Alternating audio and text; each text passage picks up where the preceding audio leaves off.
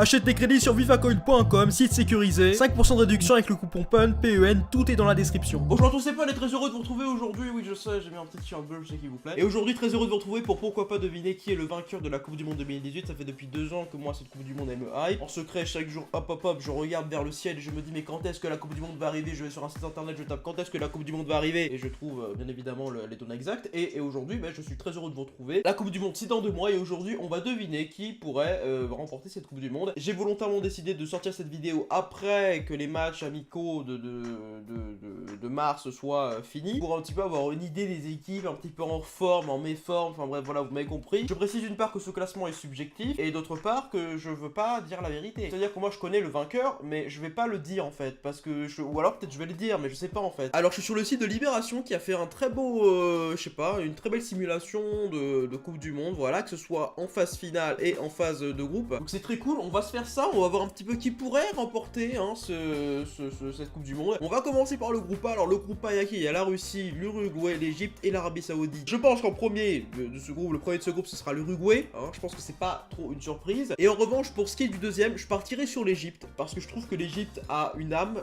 contrairement à la Russie. Et je trouve que la Russie, j'ai vu les derniers matchs, c'est pas tip top. L'Egypte, il y a quelque chose qui se dégage. Donc moi, je partirai sur une deuxième place égyptienne, mais comme c'est en Russie, va y avoir déjà la pression de la Russie.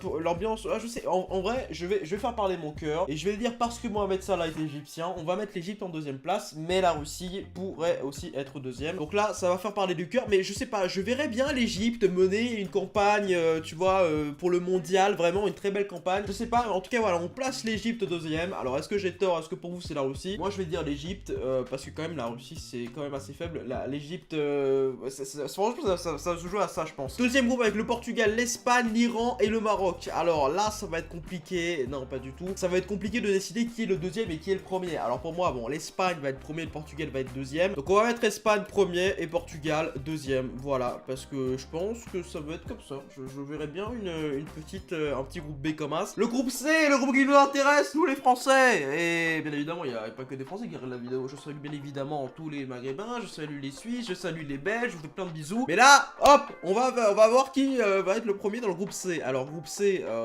franchement, je vais pas faire parler mon cœur. Je pense que dans ce groupe-là, la France va être premier. Mais attention, parce que moi, le Danemark et même le Pérou, parce que le Pérou, ça a quand même battu 2-0 la Croatie. Et deuxième, je vais partir sur le Danemark quand même, parce que le Danemark, c'est des Eriksen, c'est des joueurs qui quand même ont confirmé. Donc on part sur le Danemark deuxième. Voilà, groupe D maintenant avec l'Argentine, la Croatie, l'Islande et le Nigeria. Ah, ben là, ça va partir sur Argentine premier du groupe, je pense.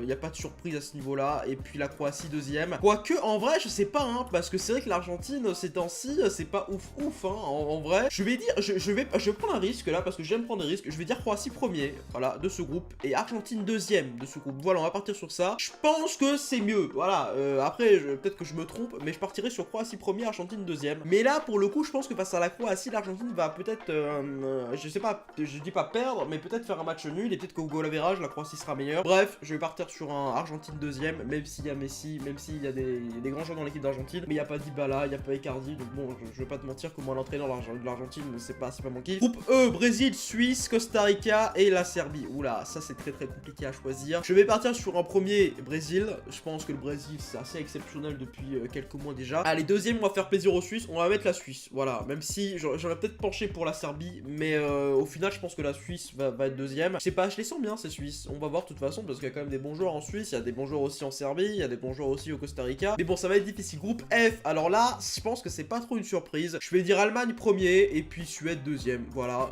parce que la Corée du Sud, pourquoi pas, ils peuvent le faire, et le Mexique aussi, mais ça va être compliqué. Groupe G, Belgique, Angleterre, Tunisie et c'est Panama, ça si je me trompe pas, ouais c'est ça. Ça va être compliqué, ça va être compliqué de choisir. Je vais dire Belgique premier et Angleterre deuxième. Voilà, je trouve que la Belgique est meilleure que l'Angleterre en termes d'effectifs. Après c'est vrai qu'en termes de performance, faut faire attention. Mais en termes de performance aussi, ils sont meilleurs que l'Angleterre parce que la Belgique a fini, je crois, en quart ou en demi, je sais même plus. Non, ils ont fini en quart, ils se sont fait éliminer face au Pays de Galles à l'Euro. Mais bon, voilà, on sait pas. Donc je vais dire Belgique premier, Angleterre deuxième. Et pour le groupage, on a Pologne, Colombie, Sénégal et Japon. Et là, on va partir sur un très classique. On va partir sur Pologne premier et Colombie deuxième ou l'inverse. Je sais pas. Non, je vais pas. Ouais, je vais partir sur est-ce que je peux changer? Bon, tant pis, je peux pas changer. Bon, je vais dire Pologne premier, Colombie deuxième. Voilà, maintenant on est en phase finale. Alors, entre l'Uruguay et le Portugal, qui c'est qui va gagner? Je partirai sur un Portugal, parce que les Portugais, c'est une équipe qui est chiante à jouer. Je partirai sur le Portugal. J'ai plus de confiance envers le Portugal. Comment on fait d'ailleurs pour faire les... Ok. D'accord, ok, je viens de trouver. Donc Portugal pour moi qui va gagner. Entre France... Il y a France-Argentine. Mais non, c'est pas vrai. France-Argentine en phase finale. Ah ouais... Putain. Ah bah France-Argentine. Waouh. Mais je vais partir sur la France, parce que l'Argentine, c'est quand même une équipe qui est très très forte, hein, qui est quand même l'un des outsiders de la compétition. Mais franchement, il manque un truc dans cette équipe d'Argentine. Quand tu te prends 6-1 face à l'Espagne, c'est qu'il y a quand même un petit problème. Je pourrais partirer sur la France, voilà. Au moins, on partirait sur un beau France-Portugal pour les... Ouais, pour les cartes, ça va être chaud aussi. Brésil-Suède. Brésil-Suède, là, ça va partir sur le Brésil. Parce que le Brésil, ça reste le Brésil. Belgique-Colombie, ça va partir sur la Belgique aussi. Espagne-Égypte. Bon, bah, l'Espagne, là, malheureusement, l'Égypte ne pourra rien faire. Croatie-Danemark. Wow, je sais pas. Croatie-Danemark, je partirais sur la Croatie. Allemagne-Suisse, malheureusement, bon bah les Suisses, désolé, mais c'est l'Allemagne. Et Pologne-Angleterre, je partirais sur la Pologne. Mais l'Angleterre, c'est pas mal aussi, je sais pas.